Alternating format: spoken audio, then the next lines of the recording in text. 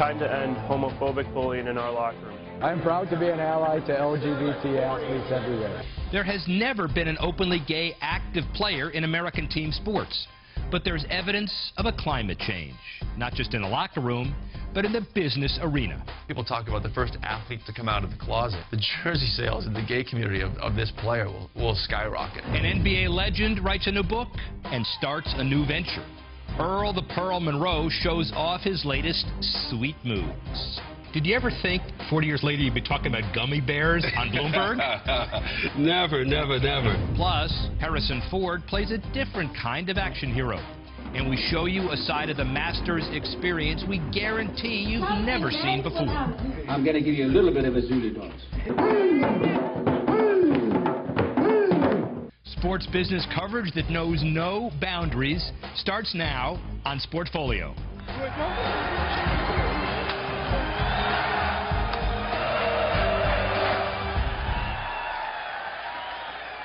Hello, I'm Rick Haro, and welcome to Sportfolio, Bloomberg's weekly inside look at the business of sports.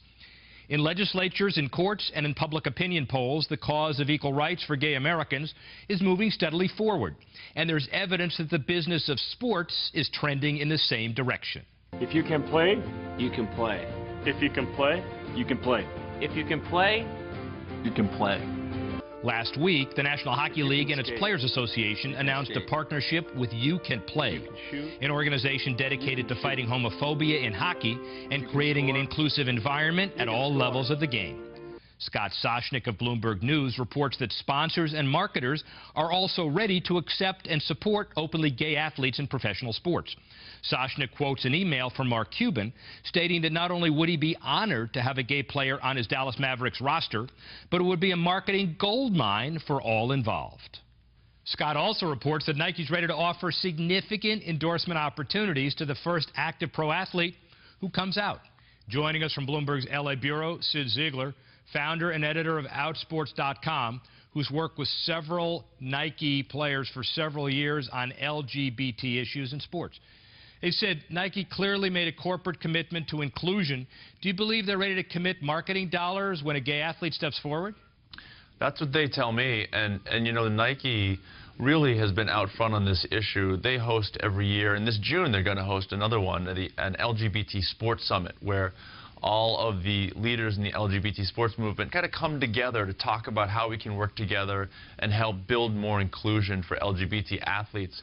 Nike hosted that last year. There's no question that, you know, that they want to do the right thing, and they don't want to get beat. And they seem to be stepping up and making that statement. But now, how significant is the NHL's alliance with You Can Play, and when are the other pro sports going to follow? Well, I think it's pretty significant. You know, you have a pro sports league engaging in an intimate relationship with an LGBT advocacy group, really committing, saying we are not going to tolerate homophobia in our sport. And they're the first ones to do it. Other leagues have done different things. You know, they suspend players for using anti-gay slurs. The NBA has a relationship with GLSEN. And I know the NFL is in talks with various groups, including the You Can Play project, to figure out what they should do. This puts a little bit of pressure on them. Like, Nike doesn't want to get beat by Adidas. You know, the NFL and NBA and Major League Baseball don't like getting beaten by the NHL. So I think this puts a little bit of pressure, but they were all going in this direction anyway. Well, now, one expert quoted by Scott Soshnick estimates the buying power of the LGBT population at over $800 million, but frankly, won't this group still watch NFL football even if the league doesn't change its attitudes? Absolutely. At Outsports, people ask us what's the most popular sport among our readers, and they think, you know, stereotypically gymnastics or diving or figure skating. It's the NFL. NFL is king in America. It's king in Chelsea. It's king in South Beach. It's king in West Hollywood. It's king in the Castro. So they're going to watch. The difference is, as the NFL embraces this issue more, they will spend more dollars. You know, I think of people talk about the first athlete to come out of the closet. One of the ways that they're going to make money is not just through endorsement deals like Nike, but jersey sales. The jersey sales in the gay community of this player will skyrocket. So, of course, people are going to watch the NFL. It's just how dedicated to it are they going to be. Let's talk about another issue, though. One of the most horrifying aspects of the Mike Rice situation at Rutgers was his use of homophobic slurs as well as physical abuse with his players. How do you process this incident as someone trying to change attitudes and policies? Well, it's kind of a confusing issue because, yes, he did use anti-gay slurs. He also physically assaulted his players. So, you know, it's hard to say that he was let go or his most egregious offense was calling someone, you know, a slur when he was throwing basketballs at their head. You know, it's disheartening that this happened. It's not a surprise. We know this is going on. This guy just happened to get caught by a camera. But we know that coaches are using this language at Pee Wee League, high school, college. I'm not sure that they use it in the pros, but we know this is going on. So I'm glad it's come to light because it just shows you how far we have to go. All right, let's put a time frame on the inevitable watershed event, crystal ball. How long do you think it'll be before an active pro athlete does come out? And will it have a more proactive and productive effect if this player is a known star or not? You know, the first part of the question, I just can't guess. Back in 2000, you know, we at Outsports said we didn't know when it was going to happen, but it'll be definitely by 2010. Well, it's 2013 and it still hasn't happened. And anyone who guesses it's going to happen this summer or next year, they just don't know because it's going to happen when one athlete is ready to do it. It doesn't matter if the rest of us are ready. Does it have to be a big star to have an impact? Absolutely not. I actually think that a star could have less real meaningful impact. If a Tom Brady comes out of the closet, it's not a big shocker that the Patriots are going to keep him and his fans are going to continue to love him. But a mid-range player, a second-string wide receiver, or a backup running back, that person comes out and that team remains dedicated to him, a player that isn't necessarily essential to the team, that's going to send a really powerful message. Sid Ziegler, appreciate your perspective, appreciate your insights. Thanks for joining us on Sportfolio. Well, thanks for talking about it. A movie about a civil rights pioneer in sports opened last weekend and hit a home run in the box office. Later in the program, we'll hear from Hollywood icon Harrison Ford on playing Branch Rickey, the executive who helped Jackie Robinson break baseball's color line. And coming up, a man known simply as the Pearl, whose style changed the game of basketball. Earl Monroe, a man of substance when it comes to business. We not only have the milk chocolate and milk chocolate with almonds, but we also have, you know, gummy bears and all those other type of things. We'll talk flash, dash, and of course, cash, as Sportfolio continues.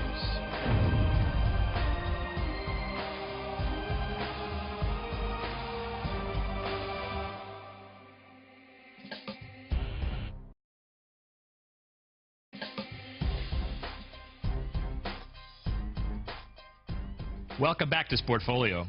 Before King James, before Magic, before Dr. J, there was a player named Earl Monroe who went by a single brand name, Pearl. His moves on the court changed the game of basketball and also changed the way athletes marketed their personal image.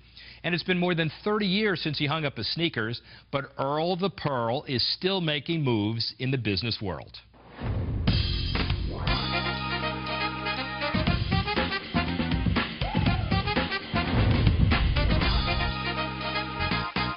Did you understand the business potential of Earl the Pearl when the brand was developed? Not really. You know, I do know that, you know, after I came into the NBA and everyone was calling me a hot dog for playing the way that I played, and then all of a sudden we saw that an arena that didn't have too many people in it started to have people in it. I think then I started to realize that, you know, this was something that was going to be special. Butch and Sundance, Zonka and Kick, Frazier and Monroe. The 70s were all about these duos. Was there a missed marketing opportunity there? Did you and Walt ever get together and say, man, we blew it? Walt blew it because I really talked to Walt. I said, Walt, you know, Zonka and Kick are doing it down in Miami. We could take New York by storm. And he thought I was kidding. How difficult was it to market a black guy in the 60s and 70s? Well, I don't think that was the idea. I mean, the idea was, first of all, 1965, you know, all the way up until there, you had a quota in terms of, you know, how many blacks could be on a team. So it wasn't about marketing the black guys that were playing in the league. However, the league was getting ready to change. And certainly when I came in the league with the style that I had, it really started to change the look of the league and how the league was being played. You've been involved after you retired restaurants, music, other entertainment ventures. But also, you have a confectioner's license with the NBA. What's that all about? Yeah, we have a license with the NBA. If you want to go out there and do something, go to NBACandyStore.com. So is this confectioner's license with the NBA exclusive? Yes, it is. So you are the official NBA pure milk chocolate, the New York Knicks dunking with NYC flavor with the NBA. How do you put that together? Well, my partner, Steve Schneider, and I put this together. And we also, not only just the Knicks, but we have it with every team in the NBA. It just so happens, since I'm in New York, this is what we're going to come with. And the Knicks were the first ones to actually get an order for this here. We not only have the milk chocolate and milk chocolate with almonds, but we also have, you know, gummy bears and all those other type of things to go along with this as well. 40 years ago, when you're playing with Clyde on the court, did you ever think 40 years later you'd be talking about gummy bears on Bloomberg? Never, never, never. Tell us about the Empire Pearl Fund. Well, the Empire Pearl Fund is a fund where we're trying to raise money so that we can invest in young tech companies. And this was something that was honed out by one of our partners, a guy by the name of Roger Wu, who is in the tech space. And we've, you know, the reverse spin entertainment, we just decided that we needed to be in there. We wanted to be on the forefront. What we have is we have Silicon Valley and whatnot out there in California. We want to make that here in New York as well. So we put together the fund, and we're hopefully going to be investing in a lot of startup tech companies. And classic diversification of your portfolio. You go from candy bars to tech startup companies. How do you compartmentalize and be able to do it all? Well, I look at it as all entertainment. And, you know, when you talk about promotion and marketing and things, it's all about the same thing. And if you do it right, then all these things work in with each other. So it's a great situation to be in, and hopefully those people out there that are looking, you know, could see the importance of what this is, and especially those people who are thinking about the East Coast and all these young kids who are brilliant kids who are going to be able to prosper from this. Earl Monroe's autobiography, Earl the Pearl, goes on sale April 23rd. Coming up, Gary Player was never your typical Masters champion. And when he returns to Augusta with his corporate partners, he doesn't throw the typical sponsor party. And we hire 3 houses. We go to great expense to appreciate this. We'll show you how the Black Knight treats his partners to a unique Masters experience. And here's our Sportfolio stumper. Which golfer ranks highest on the PGA all-time earnings list despite never having won the Masters tournament? Well, you know it's not Adam Scott. We'll tell you who it is straight ahead on Sportfolio.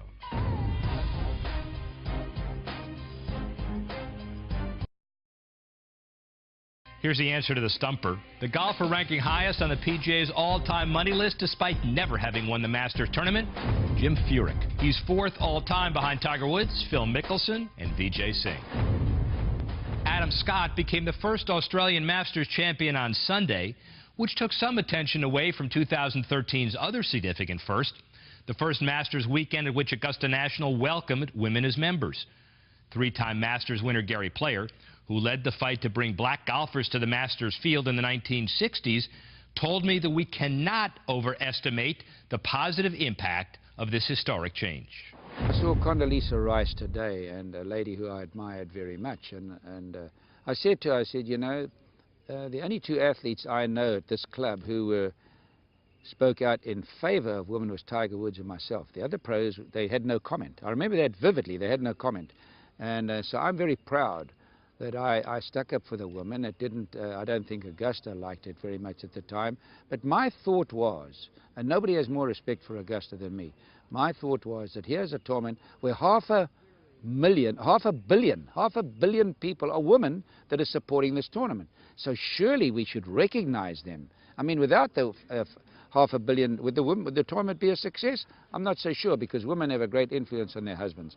So I never forgot that, and I'm very proud that I stuck to that. It's important for sponsors as well that there is a brand that speaks out against discrimination, but it's also the right thing to do, right? It is the right thing to do. There's no question about it. Now, if you've got an all-men's club somewhere in Hoosier, Texas or somewhere, you can do that, or an all-women's club. But when you've got a tournament like Augusta, which has this tournament, which has the support of 500 million women, We can't forget that. Sponsorship at Augusta is almost as exclusive as membership. The Masters has only 3 official sponsors, IBM, AT&T, and ExxonMobil, and they pay a reported $18 million per year to present the event. But companies can associate with the event by coming to the tournament with golfers, and if you attend as a corporate guest of Gary Player, you get the experience of a lifetime. For Gary Player, Augusta's been the scene of some legendary golf and the site of some legendary business meetings. One of the great stories is standing under the oak tree when my dad just turned 50 with the deceased now Eli Callaway. And him saying, Mark, I really want to try and get the big 3 together. I really think that for the Callaway brand, if we could have Gary Player and Arnold Palmer and Jack Nicklaus, and we did the deal at the Masters under the oak tree, and here we are, and we still have this great relationship with the Callaway Golf Company. And the Masters has been a great part of that. It's been an integral part of our brand building, our hospitality, and our ability to come back every year and give these guys a little taste of what the Gary Player DNA is all about. Player competed in his 52nd and final Masters in 2009, but he returns to Augusta each April to play golf, to see friends, and to strengthen one of the most successful international brands in sports. My son and myself and our company, we invite all our sponsors from all over the world to come and join us, and we hire 3 houses. We go to great expense to appreciate this. We rent the same home. We're able to put together a program that is consistent in the delivery of service, of style, of food, so it creates a wonderful, wonderful platform for us to entertain our past customers, our current clients, and of course, new business. You bring new business guys here, you can give them an invite to the Masters, they invariably come. Wednesday night before this year's tournament, Black Knight International hosted a gathering to celebrate Player's 60 years in professional golf. Sponsors, partners, and clients enjoyed an authentic South African barbecue, rubbed elbows with a guest of honor, and relaxed after dinner with some unique entertainment. I'm going to give you a little bit of a Zulu dance. Having people like Gary down here representing the product and, you know, meeting with our clients and partners and representing the brand is really important for us. He's done this for 56 years and it doesn't get old. How does that happen? I don't know. It really, if I could figure that out, Yeah. I would bottle it and sell it. You know, if I represented Nicklaus or Palmer, I'm not so sure that I could do the same things because they are not the same way in how they give of themselves. Black Knight's roster of corporate partners includes top-tier companies like Callaway and Rolex that have been on board for decades. Player's ebullient personality and his renowned commitment to fitness led to a new relationship in 2013 with healthcare giant Humana. You know, Gary represents everything we stand for: lifelong well-being, you know, personal accountability, diet, exercise. I mean, we're about getting people healthy, and you know, he really represents that and stands for it. With tickets to this year's Masters selling for more than $10,000, the value of access to Augusta National is clearly soaring. Combine that with access to a golf legend who values the personal touch, and the sponsor experience becomes legitimately priceless. But being here with Gary it's very special. It's the opportunity to bring people that, you know, want to bond with us and him at the same time. We keep it small and intimate, but Gary's very engaging with them. He makes them feel, you know, wanted. He gives of himself. He loves people. He interacts with them, and he understands the importance of hospitality. He understands the importance of no substitute to personal contact. You see, if you give love, you receive love. And my life is based on love, trying to contribute to society because I was poor, and I've been in a position to give back. And golf is a great catalyst at giving back. I asked one of Gary Player's sponsors about the risks of associating with an athlete who speaks his mind freely on every issue. He told me that to partner with a man of principle like Player, it's not a risk, it's a privilege. Coming up, Harrison Ford explains why he wanted to play another man of principle who helped transform sports in a very practical way. There was something unfair at the heart of the game I love. Get Sportfolio wherever you go on the Bloomberg TV Plus app for iPad.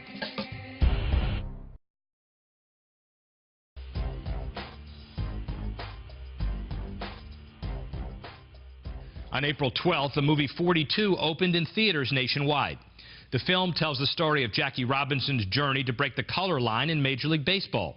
It features Harrison Ford as Branch Rickey, the Brooklyn Dodgers president who defied majority opinion among owners and made the decision to bring Robinson to the big leagues. Ford has played action heroes like Han Solo and Indiana Jones, but he said the complexity of his character makes Rickey a different kind of acting challenge. You think God likes baseball, Herb? What the hell is that supposed to mean? It means someday you're going to meet God, and when he inquires as why you didn't take the field against Robinson in Philadelphia, and you answer that it's because he was a Negro, it may not be a sufficient reply. It says in the film that there are a lot of baseball fans in Brooklyn, and the dollars aren't black and white, they're all green. So he wanted access to the pool of talent that was in the Negro Baseball League. There was white baseball and black baseball at that time. But he also was a man who had a great history of religious training and a real moral sensibility. And he'd had experiences in his life with racism in which he felt that he had not done as much as he might have or should have done. 40-odd years ago, I was a player coach at Ohio Wesleyan University. We had a Negro catcher, best hitter on the team. Saw him laid low, broken, because of the color of his skin, and I didn't do enough to help. Told myself I did, but I didn't. There was something unfair at the heart of the game I loved.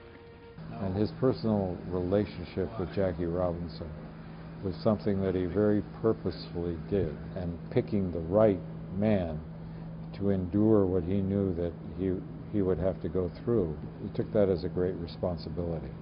Harrison Ford's movies have earned over $5 billion worldwide, ranking him among the top 5 grossing actors of all time. It's unlikely that 42 will gain the international audience that turns a film into a blockbuster, but that's just fine with Ford. The wisdom and the value of this film is beyond its box office appeal. And I think the people who made this film knew that they had to make it at a reasonable price point, and they made the best film that they could, and supported the film so that it was a quality film, irrespective of whatever back end there might be. And we all knew that going in. It's not that important. They're going to do anything to get you to react. Echo a curse with a curse, and they'll hear only yours. We win if the world is convinced of 2 things: that you are a fine gentleman and a great baseball player. It may not become Star Wars or Indiana Jones, but 42 earned $27 million in its opening weekend, leading the U.S. box office by a wide margin. That'll do it for this edition of Sportfolio. Our thanks to Sid Ziegler, Earl Monroe, Gary Player, and Harrison Ford for joining us. And thank you for watching. Before we go, our thoughts and prayers are with the victims of the tragedy at this week's Boston Marathon. We'll be devoting time to the issue of safety and security at sports events on upcoming programs. For continuing coverage of this story and its effects, visit Bloomberg.com. I'm Rick Haro. See you next time.